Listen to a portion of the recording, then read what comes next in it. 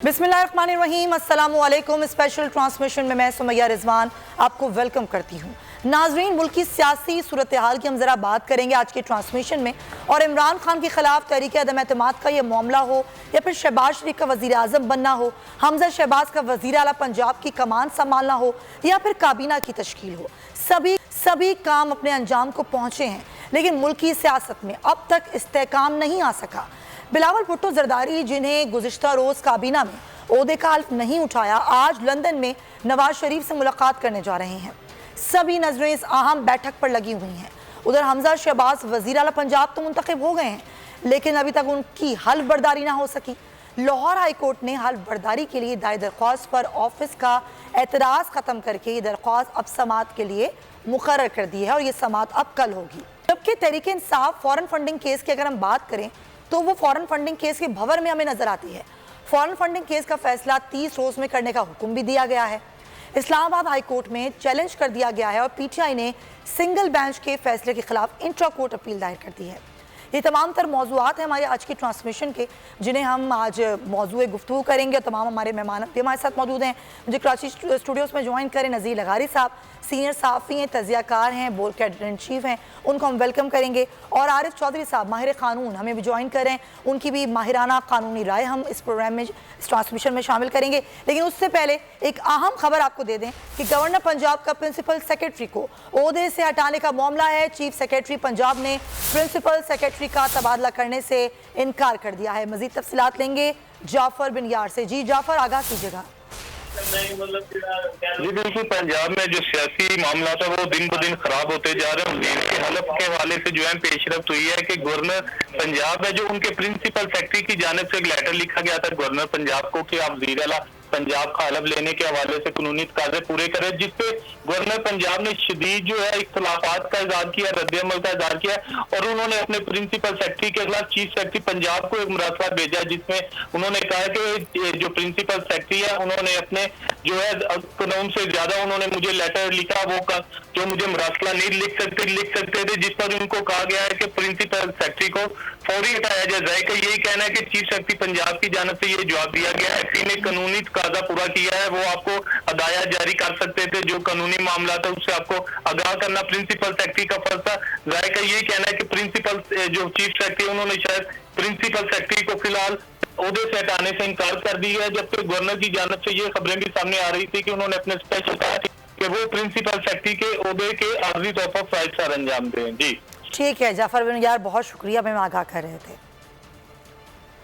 तो जो हमने अभी आपको मौजूआत बताए हैं जिन पर हम आज गुफ्तगू करने लगे हैं, लेकिन उस सबसे पहले जो बात मैं करने लगी हूँ वो बात है बिलावल भुट्टो मियां नवाज शरीफ की आज जो मुलाकात होने जा रही है।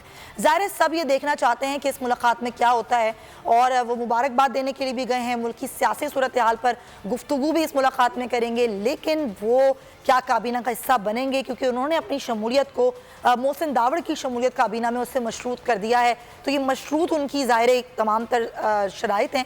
ये एक सूरत हाल है, ज़रा इस पर भी बात कर लेते हैं सबसे पहले। क्योंकि हमजा शहबाज की हल्फ बर्दारी जो कि अटका हुआ है मामला, क्या ये अब ये मामला जो कि लाहौर हाई कोर्ट चला गया है, ये किस तरह हल होगा, किस तरह नहीं होगा, ज़रा उस पर सबसे पहले बात कर लेते हैं आरिफ चौधरी साहब से। आरिफ साहब ज़रा बताइएगा, सर पहले तो एतराज़ात लगाए गए, 2 दफ़ा के बाद ये तीसरी दफ़ा एतराज़ हटा के अब ये मंजूर कर ली गई है और अब ये समाअत कल होगी कि जी वो हल्फ उठाएं। ये मामला इतना पेचीदा क्यों बनाया गया? सिर्फ ज़ाती रंजिश, अपने ज़ाती अनात की वजह से?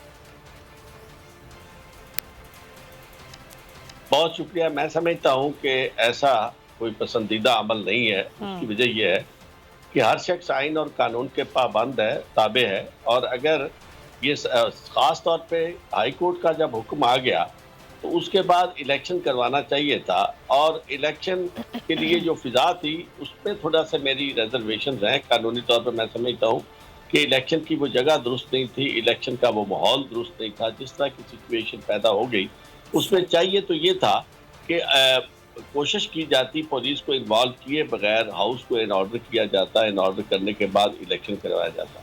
लेकिन जहाँ तक इस एतराज़ का ताल्लुक है कि जी बुज़दार साहब का इस्तीफ़ा कानून के मुताबिक नहीं था, मैं इससे कुछ ज़्यादा एग्री करना मुझे नहीं अच्छा लग रहा। उसकी वजह ये है कि इस्तीफ़ा टेक्निकली तो दुरुस्त नहीं था, क्योंकि ये एड्रेस था प्राइम मिनिस्टर को, जबकि ये गवर्नर को एड्रेस होना चाहिए और ये लिखा हुआ आइन में कि वो अपने ओहदे का इस्तीफा देने के लिए एड्रेस करेगा गवर्नर साहब। अब गवर्नर को नहीं एड्रेस किया तो जब इसे कहते हैं फेट अकम्पली, जब पास्ट एंड क्लोज ट्रांजैक्शन होगी, यानी जब काम हो गया वही, और वो इस्तीफा अमली मंजूर करने के बाद उन्हें कहा गया कि आप आर्टिकल 131 के तहत आप काम करते रहे जब तक कि नया वज़ीर आला हलफ नहीं उठाता, उसके बाद तो मेरा नहीं ख्याल कि ये जस्टिफिकेशन बनती हो कि जी उनका इस्तीफा जो था वो कानूनी था या गैर कानूनी था। तो इस तरह के एतराज़ लगा के गवर्नर साहब को भी नहीं चाहिए कि वो इस तरह हल्फ वफादारी में रुकावटें खड़ी करें। यानी ये सारी वो चीज़ें हैं जो मैं समझता हूँ कि जिस तरह हो रही हैं दोनों तरफ से, यानी मतलब बाज़ ऐसी चीज़ें हो रही हैं जिनका कोई वजूद नहीं था, और यानी फैसले जो आ रहे हैं उसमें भी हमें इस तरह की चीज़ें नज़र आ रही हैं कि फैसले भी बिल्कुल यानी मुतज़ाद किस्म के फैसले आ रहे हैं, और उसमें मुदाखलत यानी अब आप देखें कि खुद इनके अपने रवैयों की वजह से, पॉलिटिशियंस के रवैयों की वजह से वर्चुअली जो पार्लियामेंट के बारे में आइन था, आइनी शिक थी 69, वो तो मेरा नहीं ख्याल कि वो अब कहीं फंक्शन कर रही हो, कहीं उसका कोई इतलाक हो रहा हो। यानी अदालतें भी उसमें मुदाखलत कर रही हैं, और अदालतों के पास मैं समझता हूँ कहते हैं कि चारा भी कोई नहीं इसके अलावा, क्योंकि ये अपने मामला चला नहीं रहे। और फिर ये कि जिस अंदाज में, जिस सूरत के साथ, जिस तेज़ी के साथ अदालतें इंसाफ दे रही हैं, वो उससे मैं समझता हूँ कि एक दो चीज़ें जो आने वाले दिनों में बड़ी ख़तरनाक नज़र आ रही हैं, जिस तरह ये पासपोर्ट का मामला डील किया गया है। आज देखें उसी हाई कोर्ट के अंदर मामला गया है इसका तोशा खाना का, तो उसमें तो उन्होंने एतराज़ नहीं लगाया कि क्या आपके पास कौन सा ऑर्डर है जिसे आप चैलेंज कर रहे हैं। तोशा खाना यानी जनरली ये खबरों की बुनियाद पर आप आ गए अदालत में, आप इसे किस तरह चैलेंज कर रहे हैं, वहाँ उन्होंने अलाउ कर दिया है। और दूसरा उधर जब मामला आया है अदालत के सामने तो उसमें यानी फैसला जो है बिल्कुल उन्होंने कहा जी कि चूँकि डिप्लोमेटिक पासपोर्ट वाला मामला जो है आप कहाँ हमें दिखा रहे हैं कि कोई आपके पास है डिप्लोमेटिक पासपोर्ट, आप वो कैसे भी दिखाएगा। ये वो चीज़ें हैं जो बहुत, यानी इस पे पूछा जा सकता था मुतलका इदारों से कि क्या भाई एक कॉन्विक्ट को आपने डिप्लोमेटिक पासपोर्ट जारी किया है या नहीं किया। ये मैं सारी बातें इसलिए कर रहा हूँ कि आइन और कानून पे अमल दरामद करना अदालतों की जिम्मेदारी है, लेकिन उसके लिए आपको इवन हैंडेडली डील करना होगा। दोनों जो जानबैन है या दोनों फरीकैन को लेकर बैलेंस। ठीक है आरिफ साहब, बिल्कुल आप सही कह रहे हैं सर, पॉइंट टेकन। अच्छा लगाई साहब, ज़ाहिर है आज की मुलाकात की जो हम बात कर रहे हैं, ख़बरें तो ये भी आ रही हैं कि एक दफ़ा फिर इख्तलाफात होने लगे हैं हुकूमत इत्तेहाद पार्टी में। अब अगर इख्तलाफात हो रहे हैं और किसी भी मामले पर हो रहे हैं, चाहे वो किसी को काबीना में शामिल करना या फिर ना करना, तो आपको लगता है कि आज की ये जो मुलाकात हो रही है बिलावल भुट्टो मियां नवाज शरीफ की, ये कोई ब्रेक थ्रू साबित होगी और ये सारे इख्तलाफात दूर हो जाएंगे?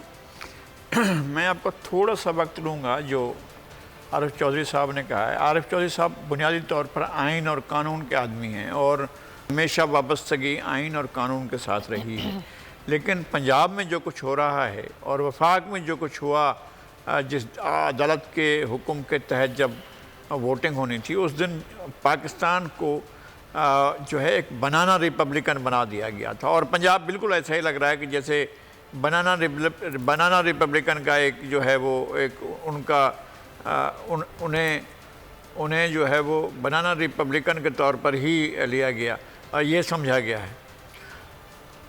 तो कंवर दिलशाद साहब हमें ज्वाइन कर रहे हैं और कंवर दिलशाद साहब हमारे साथ होंगे, लेकिन ज़ाहिर मैं चाहूँगी ज़रा आप इस पर भी कमेंट करें कि आज की मुलाकात का क्या सिलसिला होगा। जी, तो मैं ये अर्ज़ कर रहा हूँ कि जो बिलावल वहाँ गए हैं, एक तो ये कि बिलावल के बारे में ये तकरीबन उनकी पार्टी की तरफ से और जो ज़राए बता रहे थे वो ये था कि वो हुकूमत में शामिल नहीं होना चाहते हैं, और उन्होंने अपनी पार्टी की शमूलियत के लिए वज़रा के नाम भी दे दिए थे।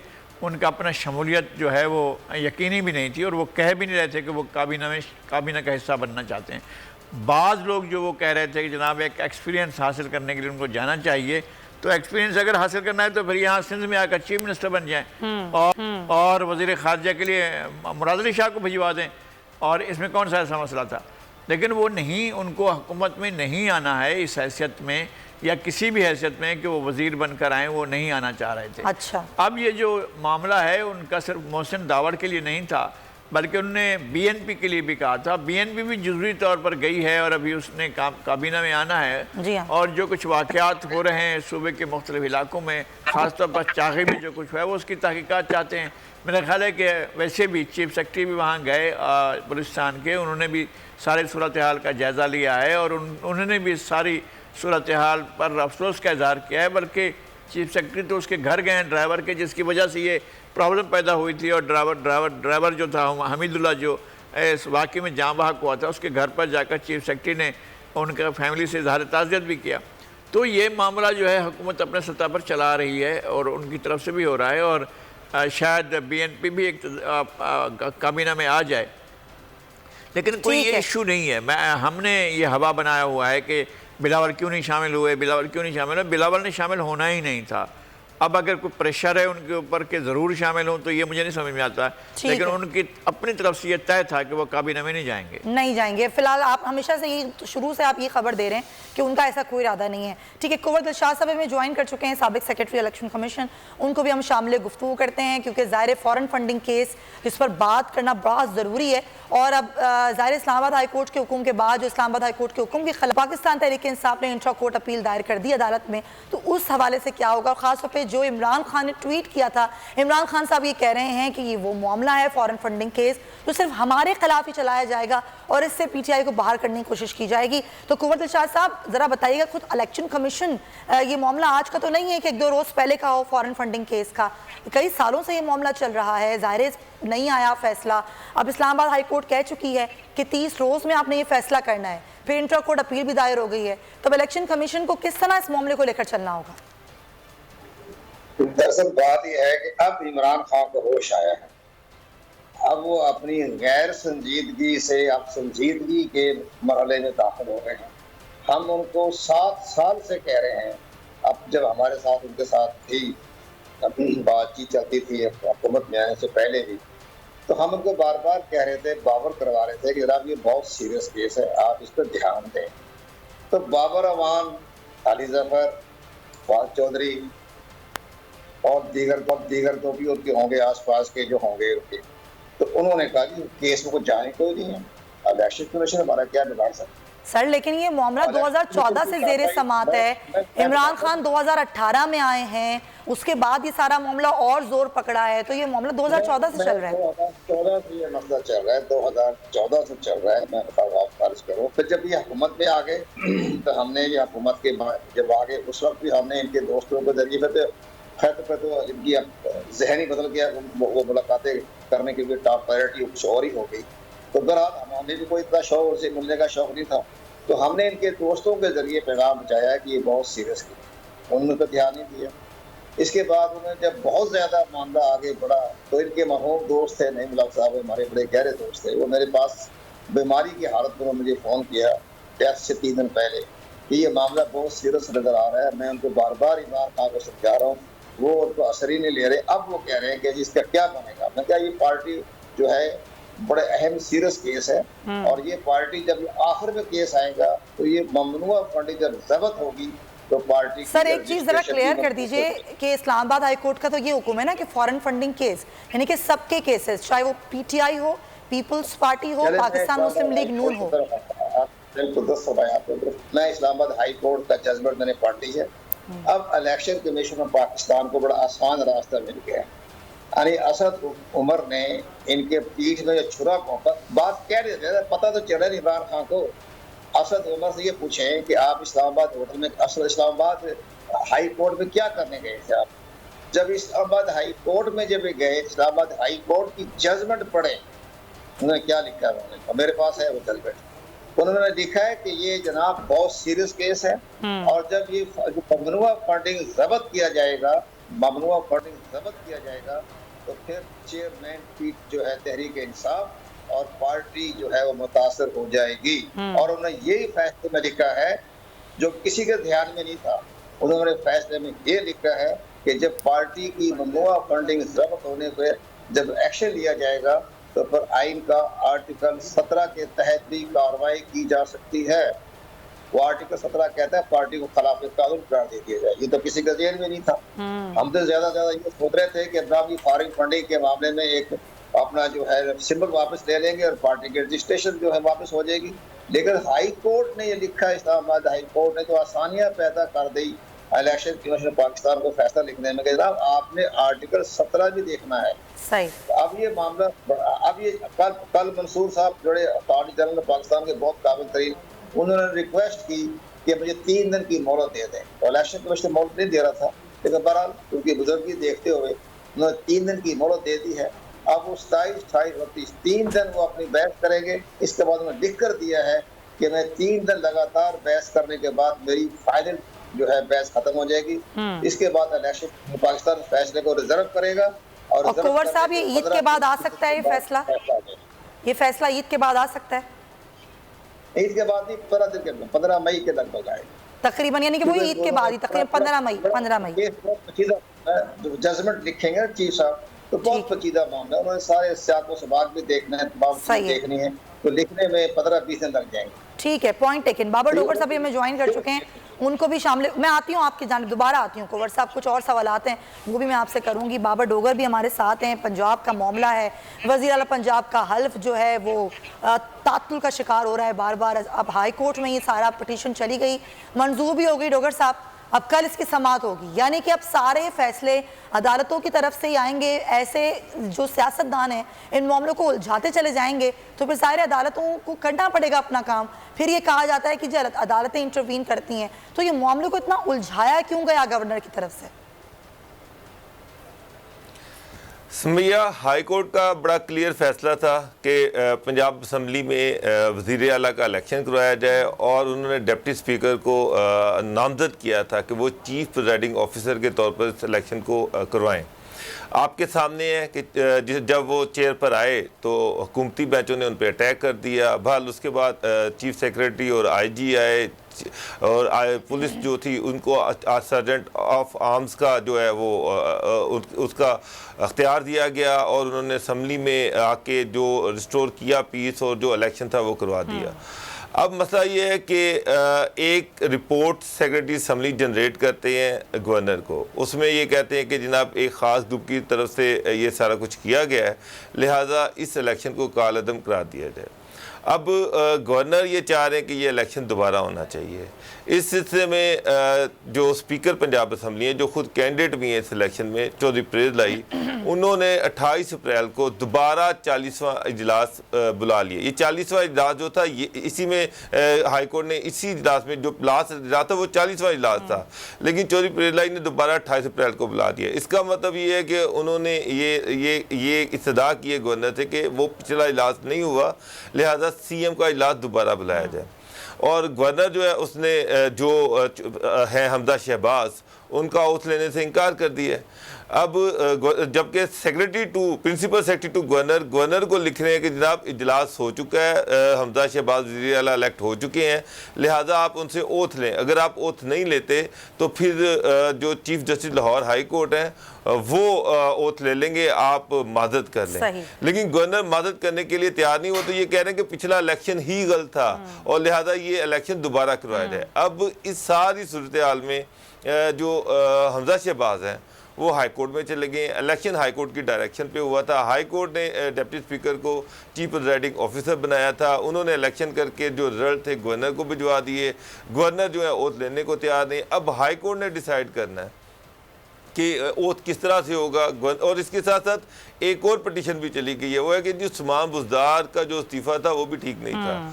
उसकी वजह यह है कि उन्होंने जो इस्तीफ़ा था वो प्राइम मिनिस्टर को डायरेक्शन लिखा था, और जबकि ये गवर्नर को लिखा जाना चाहिए था। अब ये भी मामला वहाँ पर आ गया। मेरा ख्याल है कि इसमें तो कोई ऐसी चीज़ नहीं है, क्योंकि हाई कोर्ट ने खुद ही ऑर्डर किए थे वज़ीर आला के इंतखाब के, और उन्हीं के कहने पर ये इंतखाब हुआ था। अब एक और तीसरा इशू ये है कि वो सेक्रेटरी जिसने गवर्नर के ख़िलाफ़ ख़त लिखा कि जनाब आप ओथ नहीं ले सकते, तो chief justice Lahore high court से कह दें कि वो ओथ ले लें प्रिंसिपल सेक्रेटरी। अब गवर्नर ने चीफ सेक्रेटरी को कहा कि जी इसको चेंज किया जाए।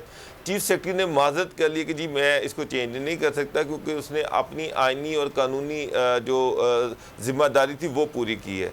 तो चीज़ें बड़ी कॉम्प्लिकेटेड जी है। हाँ। गवर्नमेंट कोई है नहीं है, वज़ीर आला इस टाइम है कोई नहीं है, और कोई समझ नहीं आ रही। बहल सारे मामला हाई कोर्ट में चले गए हैं। बस ऐसा ही लग रहा है कल, डोगर साहब, ये इसकी, सारे बाकायदा मामला तौर पर- अदालतों के सुपुर्दी कर दिए गए हैं, क्योंकि जो सियासी पार्टीज हैं, जो सियासतदान हैं, उन्होंने मामलात को सियासी इतना उलझा दिया है कि अब ये उनसे हल नहीं होंगे। अब ये सारा काम अदालतों ने करना है, चाहे वो तोशा खाना का केस हो, चाहे फॉरेन फंडिंग का मामला हो, चाहे वज़ीर आला का इंतखाब हो, चाहे और दीगर मामलात हो, इन सबको अदालतों ने लेकर चलना है। तो अब ये देखना है कि अदालतें क्या फैसला देती हैं। अच्छा आरिफ चौधरी साहब, एक और मैं चाहूँगी आप कमेंट करें। फॉरेन फंडिंग केस पे भी बात हो रही थी कुंवर साहब से, और कुंवर दिल शाह साहब कह रहे हैं कि जी ये ऐसा फैसला है, इसमें आइन का आर्टिकल 17 को उन्होंने कहा है इस फैसले में कि उसको देखें, उसको देखते हुए फैसला किया जाए। फिर ज़ाहिर है फैसला आता है, अगर 15 मई तक भी आता है और तमाम पार्टीज़ का आता है, तो सूरत हाल क्या बनेगी? एक तो ये पहली बात। दूसरे, जो भी फैसला आता है क्या उसको चैलेंज किया जा सकता है? या आखिरी बात का जवाब पहले कि चैलेंज तो उसे किया जा सकता है, लेकिन अब जो बात है इस वक्त वो ये है कि ये जो जिसे ये ममनुआ फंडिंग कहते हैं ना, ममनुआ फंडिंग की दो बातें हैं। एक तो सब तीनों की तीनों पार्टियां जो इस वक्त मेन मैदान में मौजूद हैं, उनकी फंडिंग जो है उसको देखा जाना ज़रूरी है एट इक्वल लेवल, ताकि किसी को ये शिकायत ना हो कि चूँकि हमारे साथ मुआतनत है इलेक्शन कमीशन की और वो तुला हुआ है कि वो हमारे खिलाफ उसने फैसला करना है, तो इसलिए वो कल को एतराज़ ना कर सके। और दूसरी बात यह है कि ये ममनुआ फंडिंग उस वक्त ममनुआ होती है, महज फॉरेन फंडिंग जो है, अगर बाहर से लोग पैसा देते हैं थोड़ी रकमें, तो वो उससे वो साबित नहीं हो जाता कि वो यानी उन्होंने जुर्म किया है। ममनुआ फंडिंग में मैं तो आपको एक दिलचस्प मिसाल दूंगा कि बैरी, एक कंपनी बैरी और उसका पता नहीं क्या नाम है, वहाँ एक पाकिस्तानी नौजवान है जो काम करते हैं लॉयर के, वहाँ उनकी टीम में है। ये उन्होंने अपनी तरफ से, वो जॉइंट अकाउंट था बैरी कंपनी का, उसने अपने तौर पे पैसे दिए और उसे भी कहा जा रहा है कि जी वो यहूदियों ने फंडिंग की है। जब तक ये साबित ना हो जाए कि कोई ऐसी बड़ी फंडिंग और किसी ऐसे मुल्क की तरफ से, किसी ऐसी कंपनी की तरफ से, ऐसी इंडिविजुअल की तरफ से जिसके पाकिस्तान के साथ मुतसादम और मुतहारब मफादात हो, अब उसने की है, उस वक्त तक इसे उस अंदाज में फॉरेन फंडिंग के तौर पर डील नहीं किया जा सकता जिस तरह जो आर्टिकल 17 की जद में इस तरह आए कि उसे इलेक्शन से नाअहल करार दिया जाए और पार्टी को ख़त्म कर दिया जाए।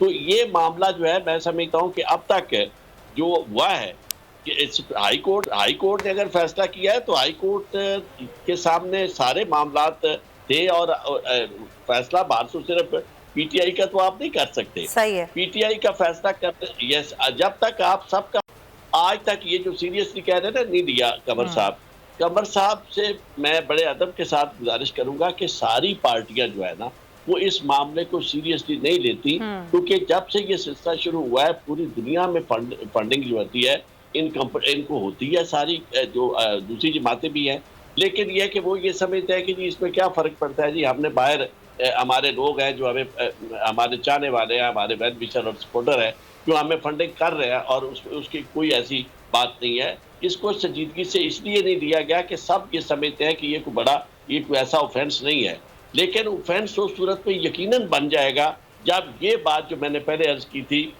अगर ये साबित हो जाए कि किसी का इंटरेस्ट है पाकिस्तान में और एडवर्स इंटरेस्ट है, और वो शख्स पैसे दे रहा है कंपनी को, किसी पार्टी को, तो फिर यकीनन उसका इतलाक हो सकता है। ठीक है, ये क्विकली जरा कमेंट कर दें कुंवर दिलशाद साहब, फिर तोशा खाना केस पर मैं बात करना चाहूंगी। जी कुंवर साहब, क्विकली कमेंट कर दें इस पर। हाँ जनाब, बहुत अच्छा, मैं अर्ज करूँगा आपसे।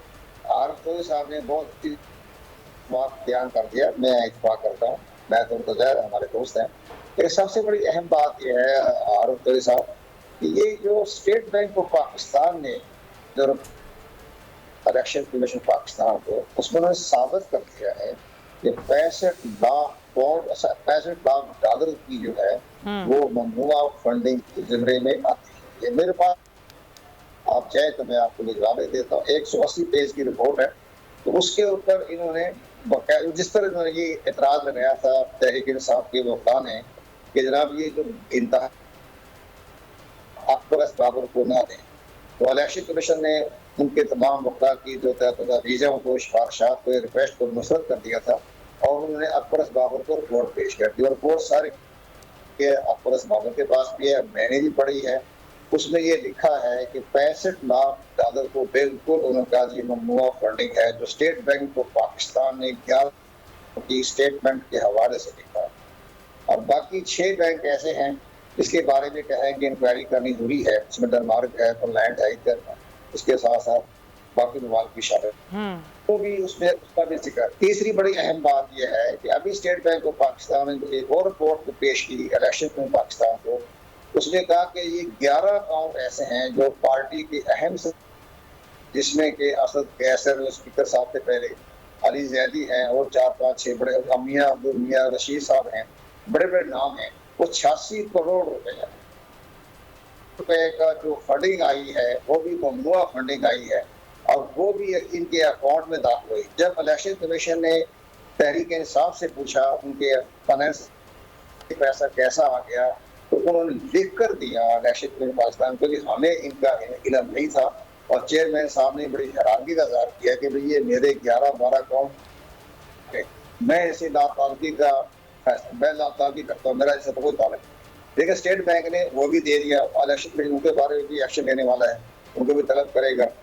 ये सारे कह रहा और पैसा पहले कह रहा ये इस्लामाबाद हाई कोर्ट ने लिख कर दिया और मैं बड़ा हैरान हुआ कि असद उमर क्या करने गए थे, तो सारा खिलाफ ही लिख दिया और इलेक्शन को गाइडलाइन दे दी कि जनाब आपने ये भी देखना है, ये भी करना है और आपने आर्टिकल 17 भी देखना है और आपके फैसले की रोशनी में चेयरमैन तहरीक इंसाफ और उनकी पार्टी मुतासर हो सकती है। ये सारी चीजें इस्लामाबाद हाई कोर्ट ने एक फैसला दे दिया। तो ये मैं कह रहा हूँ कि ये मामला मैं तो कह रहा, ये स्टेट बैंक ऑफ पाकिस्तान कह रहा है, ये अकाउंटेंट जनरल पाकिस्तान की रिपोर्ट है, ऑडिटर जनरल की रिपोर्ट है, वो सही उसमें सब लिखा है कि फॉरेन फंडिंग साबित हो चुकी है। ठीक है, जाहिर अब ये फैसला आना बाकी है। अगर आप ये कह रहे हैं जी ममनुआ फॉरेन फंडिंग, बिल्कुल सही। अच्छा लगारी साहब, अब तोशा खाना वाला मामला भी हम देख रहे हैं, वो चल रहा है, उसको आम करने के लिए, पब्लिक करने के लिए सारी तफसीलात रोकने का जो सारा केस चल रहा था, उस पर अब ये कह दिया गया कि जी पब्लिक कर दी जाएँ तो सारी तफसीलात हैं। लेकिन सर ये सारा मामला एक तरफ, लेकिन इसमें कितनी जगहसाई की बात है कि जिन ममालिक से अगर तोहफ़ आए हैं और वो सारी तफसीलात अगर हम आम कर दें और चीज़ों को आम कर दिया जाए, उन मुल्कों तक भी सारा मामला जाए, तो ये तो बड़ी बेइज्जती की बात नहीं होगी? हाँ, नहीं, कालीन डाल देनी चाहिए ऊपर, एक अच्छा सा कपड़ा लेकर उसके ऊपर डाल देना चाहिए तोशाखाने के ऊपर, और हमें छुपा लेना चाहिए कि हमारे यहाँ चोरी जो होती है हम उसको छुपा लेते हैं। यही फॉरेन फंडिंग केस का मामला है। फॉरेन फंडिंग में 10 साल पहले मुझे मिले थे अकबर बाबर साहब, और उन्होंने कहा था जनाब हम इस बहरान का शिकार हैं कि कोई हमारी बात सुनने को तैयार नहीं है, और ये जो इतने बड़े घपले हो चुके हैं फॉरेन फंडिंग में, जितने भी यहाँ अकाउंट्स खुले हुए हैं, ये अकाउंट जाहिर नहीं किए जा रहे हैं और इनको खुफिया रखा जा रहा है। अच्छा, ये इतने अरसे से जब से वो गए हैं इलेक्शन कमीशन में, तब से ये इसकी हेयरिंग हो रही है। अच्छा, 2 केसेस अलग हैं। अगर उन्होंने दरख्वास्त दी है पाकिस्तान मुस्लिम लीग नून के ख़िलाफ़ या पाकिस्तान पीपल्स पार्टी के ख़िलाफ़ या किसी और जमात के ख़िलाफ़, तो उसकी अलग तहकीकात होनी चाहिए। इसका एक फ़ैसला आया है, कोर्ट ने कहा है कि जनाब इसकी जो है आप फाइंडिंग्स की रिपोर्ट दें, और उनने अच्छी खासी फाइंडिंग की है, अच्छे खासे उन्होंने एविडेंस जमा किए हैं लोगों के सामने, जैसे स्टेट बैंक के सामने गए थे, तो वो सारी चीज़ें आएँ और उसका फ़ैसला लोग जानें।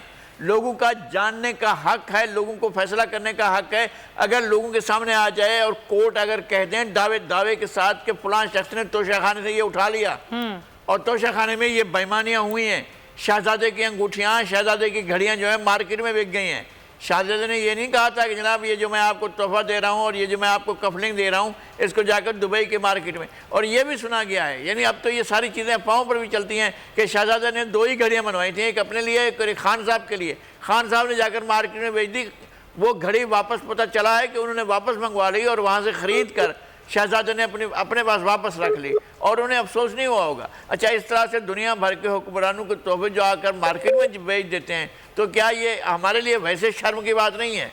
तो क्या हम इसको ढक दें और सर, मामला ये अदालत है तो फिर सबूत भी मांगती है ना, फिर सारे सबूत भी पेश करने होंगे। वो सारा कुछ हुआ है ना। ये जो राना अबरार हमारे दोस्त हैं, इस्लामाबाद के सहाफ़ी हैं, उन्होंने एक्सेस टू इंफॉर्मेशन एक्ट के तहत तोशाखाना वालों से ये पूछा था कि वज़ीर आज़म के ख़िलाफ़ वज़ीर आज़म के पास कितने तोहफे आए और उनमें से कितने तोहफे मौजूद हैं। तो उन्होंने कहा ये कौमी राज है, हम नहीं दे सकते। उनको ये जवाब दिया गया। सर लेकिन वो जो इस्लामाबाद हाई कोर्ट है वो तो ये डिप्टी अटॉर्नी जनरल से उन्होंने कहा है कि 20 साल में जितने वुज़रा आज़म रहे हैं सबके तोहफों की तफसीलात दें। तो जरूर देनी चाहिए, जरूर देनी चाहिए और पता चलना चाहिए। 20 साल नहीं 75 साल से होना चाहिए, और अगर कोर्ट ने जितना कहा है उतना तो जरूर होना चाहिए। और सिर्फ ये नहीं कहा, उन्होंने कहा है कि वो जो तोहफे वो घर लेकर गए वो वापस लाए जाएं। बिल्कुल सही कहा है। मैं ये कह रहा हूँ कि इससे ज़्यादा सही बात हो ही नहीं सकती। लोगों को पता चलना चाहिए यार, हम जिनको पारसा, हम जिनको शराफत का मुजस्मा और जिसको हम ईमानदारी का जो है तगमे देते हैं, वो पता तो चले कितना अमीन है, कितना सादिक है, कितना ईमानदार है, कितना दयानतदार है। हमें पता तो चलना चाहिए कि कौन कौन सी चीज़ें किस किस तरह से उठाकर बेच दी गई हैं। और फिर जवाब क्या होता है, ओ भाई जनरलों को भी तो मिलते हैं, फुलां लेफ्टिनेंट जनरल भी तो लेते हैं, ये इसका जवाब है। अगर कोई चीज़ उनका लॉ कहता है, अगर कोई कानून कहता है आपका कि उनको मिलना चाहिए, तो आप कानून चेंज करेंगे, उनको नहीं मिलना चाहिए। ये कौन सी बात हुई कि जनाब आप जाकर चीज़ें उठा लें और जो आपको तोहफे मिले हैं उनको उठाकर बेच दें। ठीक है, आप ऐसा करते हैं कि जनाब मैं इसके पैसे दे रहा हूँ, ये मुझे अच्छा लगा था और फुलां का था तो मैं यादगार के तौर पर रखना चाहता हूँ। नहीं, यादगार नहीं रखनी है, उसको खरीदना है 5 लाख में और 5 करोड़ में बेचना है, ये है मामला। तो अगर ऐसा मामला है तो ज़रूर सामने आना चाहिए। ठीक है, ठीक है। बाबा डोगर साहब कुछ ऐड करना चाह रहे हैं इसमें? जी डोगर साहब। सुमैया, मैं ये कहना चाह रहा था कि देखिए यूसुफ गिलानी पे वो हार का मामला था तो वो कोर्ट में चला, वो केस चल रहा है, तोशाखाना वाला केस। इसके अलावा नवाज शरीफ के पास गाड़ी उनके की गाड़ियां ली गई हैं और उन पे भी वो केस चला और वो भी भुगत रहे हैं। तो मसला ये है कि ये कह रहे हैं 20 साल में जनाब पिछले सदूर, तो जनाब जिसने बेनिफिट लिया या गलत किया वो सारे कानून के प्रोसेस से गुजर रहे हैं। उनके अलावा पर्चे भी दर्ज हुए, इंक्वायरियां भी हुई और उसको फेस कर रहे हैं। तो इसका मतलब ये है कि वहां से कोई, ये कैबिनेट डिवीजन डील करता है, कैबिनेट डिवीजन के पास पूरी डिटेल है, एक एक गिफ्ट की डिटेल होती है, उसकी मालियत क्या है, उसकी रूल्स पॉलिसी सब कुछ उसके सामने है। अब ये कि जनाब मैं लगाई साहब से एग्री करता हूँ कि एक चीज आई, आपने आधे पैसों में खरीदी, आप यादगारी तौर पे नहीं रखना चाह रहे, आप उसको जाके बेच रहे हैं। कोई लाहौर की मार्केट में बिक रहा है, कोई दुबई की मार्केट में जाके चीजें बिक रही हैं, तो फिर तो तोशाखाना में हर कोई बंदा आधी कीमत पे चीज खरीदेगा और जाके उसको महंगा जाके बेच देगा। ये पॉलिसी होनी ही नहीं चाहिए। ये तो जज साहब भी कह रहे हैं हाई कोर्ट के, और वो ये कह रहे हैं कि ऐसी पॉलिसी होनी ही नहीं चाहिए कि जो तहाइफ आपको मिले हैं वो अपनी मर्जी से आप खरीदें और फिर उसको अपनी मर्जी से आगे बेच दें। ये तहाइफ ज़ाहिर अमानत होते हैं।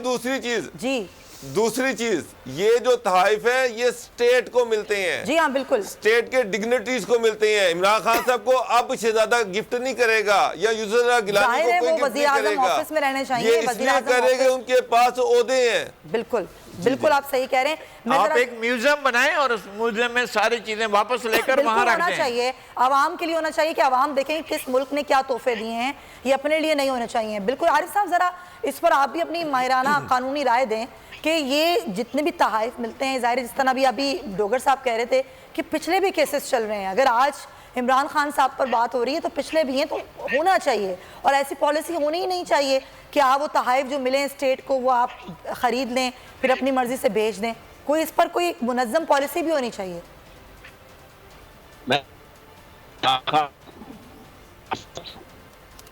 जी आरिफ साहब, आरिफ साहब की शायद आवाज़, हाँ आरिफ साहब कनेक्टेड है हमारे साथ? नहीं, आरिफ साहब की आवाज़ नहीं आ रही। ठीक है, आरिफ साहब को ऑन कॉल हम ले लेते हैं, दोबारा कनेक्ट करते हैं ताकि उनकी ये राय बहुत ज़रूरी है। अच्छा कुंवर शाह साहब, सारे एक तो फॉरेन फंडिंग पे भी बात कर रहे हैं और ये सारा मामला है, लेकिन इलेक्शन पे बात हो रही है सर बहुत ज़्यादा, और ये जोर दिया जा रहा है सोशल मीडिया पर भी, हर तरफ से आवाज़ें उठ रही हैं। तमाम पार्टी, तकरीबन सारी पार्टीज़ चाहती हैं कि अर्ली इलेक्शंस हों। ज़ाहिर इलेक्शन कमीशन पहले ही कह चुका है कि इतनी अर्ली इलेक्शंस नहीं हो सकते, कहाँ कि 90 दिन 6 माह में माजरत कर ली इलेक्शन कमीशन ने। तो सर हो क्या सकता है? इलेक्शन कमीशन की तैयारी, हल्का बंदियाँ, मरदमशुमारी, ये सारा मामला कितना टाइम लग सकता है अगर हम अर्ली इलेक्शंस की बात करें? सामने ठीक है, अपने आप तहरीक इंसाफ सुप्रीम कोर्ट में चलेगी, बहुत अच्छा हो गया। और सुप्रीम कोर्ट पाकिस्तान में जाने तो बहुत बड़ा जो मौक़िफ़ बयान करेगा इलेक्शन कमीशन ऑफ पाकिस्तान, तो तहरीक इंसाफ को जवाब नहीं दे सकेगी। वो तो बहुत बड़ा मौक़िफ़ पेश किया जा रहा है। उन्होंने कहा हमने 1.5 साल तक वज़ीर आज़म वो खत लिखे, 16 खत लिखे कि जनाब आइन के आर्टिकल 51 में ये तरमीम करनी पड़ेगी आपको। वहाँ लिखा हुआ है प्रोविजनल सेंसिस पर 2018 और ज़िमनी इंतखाबात भी उसको हो जाएंगे, लेकिन जनरल इलेक्शन के लिए आपको एक फाइनल जो है वो सेंसिस का नोटिफिकेशन करना पड़ेगा।